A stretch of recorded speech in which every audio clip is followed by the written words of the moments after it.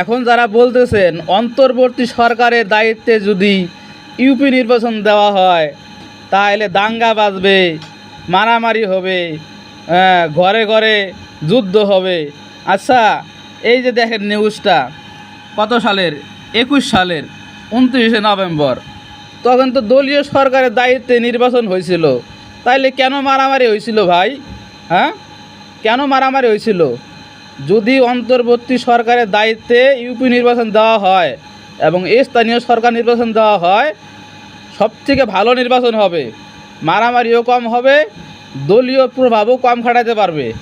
আর যদি দলীয় নির্বাচনে, জাতীয় নির্বাচনের পরে স্থানীয় সরকার নির্বাচন দেওয়া হয়, তাহলে ওই দলের একটা প্রভাব থাকবে, তাদের পছন্দের চাঁদাবাজ রংবাজরা প্রভাব বিস্তার করবে প্রত্যেকটা ভোট কেন্দ্রেই।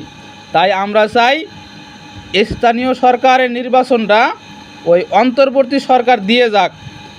অন্তর্বর্তী সরকার পরবর্তীতে জাতীয় সরকার নির্বাচন দেবে, আগে আমরা চাই স্থানীয় সরকার নির্বাচন হোক। এই দেখেন প্রমাণ সহ দিয়ে দিলাম, বাংলাদেশ প্রতিদিন, এই যে তারিখ, এই যে নিউজ দেখেন, ছিনতাই, গুলি, সহিংসতা। তাই আমরা চাই আগে স্থানীয় সরকার নির্বাচন হোক, সেটা অন্তর্বর্তীকালীন সরকারের দায়িত্বেই হতে হবে।